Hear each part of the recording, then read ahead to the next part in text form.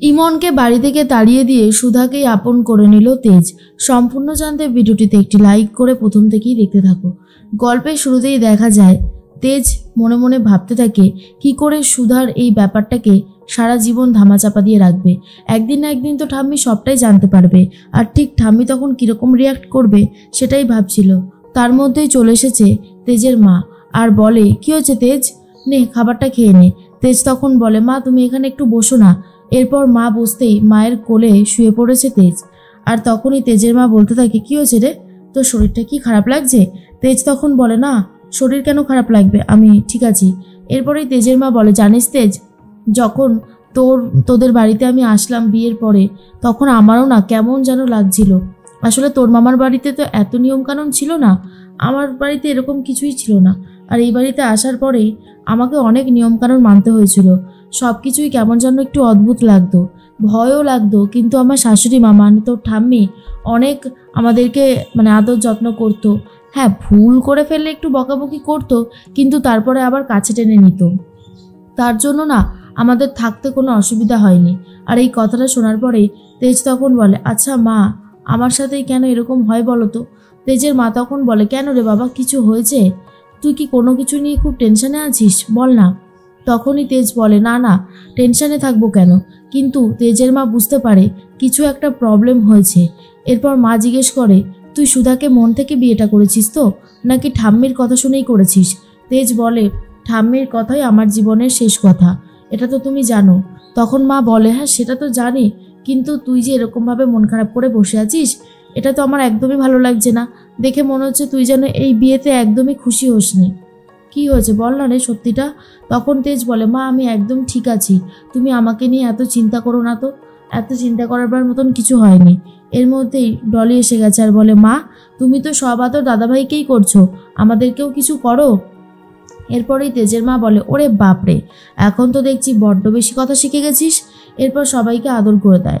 অন্যদিকে রাত হতেই সবাই ঘুমিয়ে পড়েছে, কিন্তু এই সুযোগটাই নিতে চাইছে ইমন। ইমন আস্তে আস্তে চলে আসে আর তারপর তরিতাকে ফোন করে বলে, তরিতা দরজাটা খুলে দাও, আমি চলে এসেছি। তরিতা বলে, এক্ষুনি যাচ্ছি। এর মধ্যেই তরিতা এসে দরজাটা খুলে দেয় আর বলে, ইমন দি সাবধানে, কিন্তু বাড়ির সবাই এখন ঘুমাচ্ছে ঠিকই, সত্যিটা যদি কেউ জানতে পারে না তাহলে আমাকে এই বাড়ি থেকে বার করে তবেই ছাড়বে। হ্যাঁ, আমি কিন্তু তোমাকে বারবার করে বলছি, খুব সাবধান। ইমন তখন বলে, আরে তুমি চিন্তা করো না, আমি এদিকটা সব সামলে নেব, তুমি শুধু আমাকে একটু হেল্প করে দিও, ব্যাস তাহলেই হবে।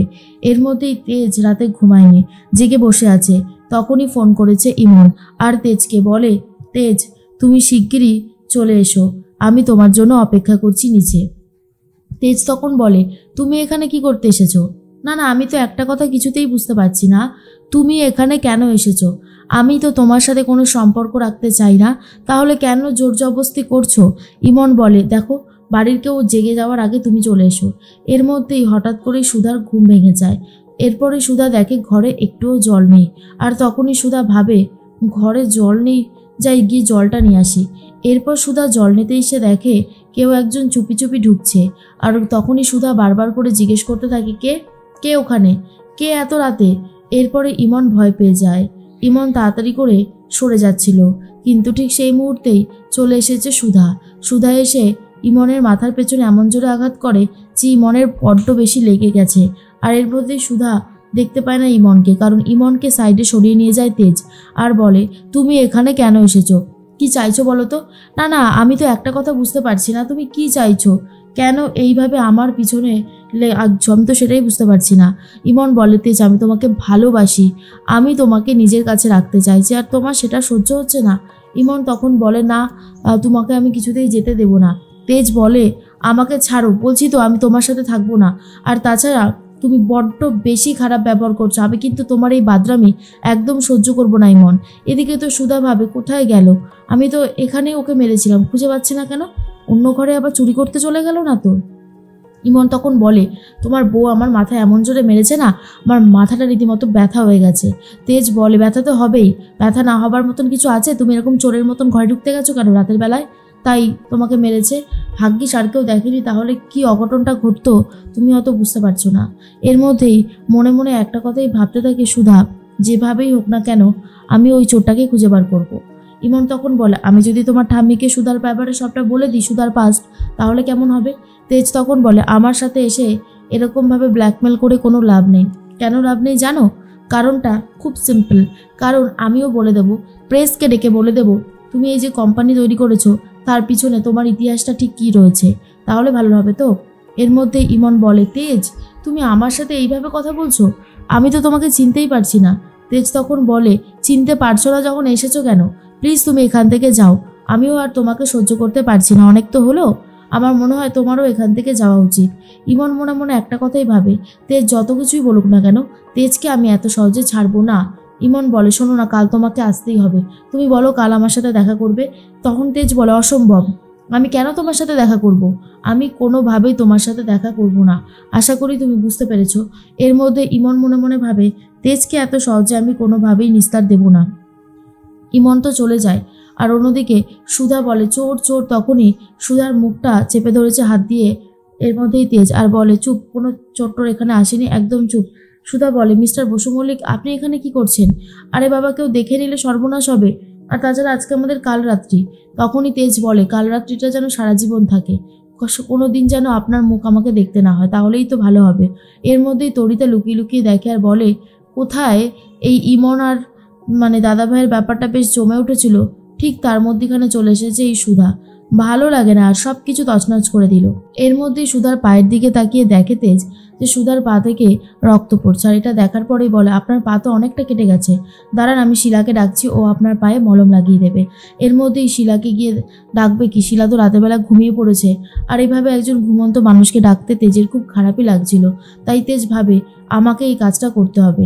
এরপর ফার্স্ট এড বক্স নিয়ে এসে নিজেই সুধার পায়ে ট্রিটমেন্ট করে দিতে শুরু করে। সুধা তখন বলে, মিস্টার বসু মল্লিক, এসব কিছুই করতে হবে না, আমি করতে পারবো, আপনি আমাকে দিন।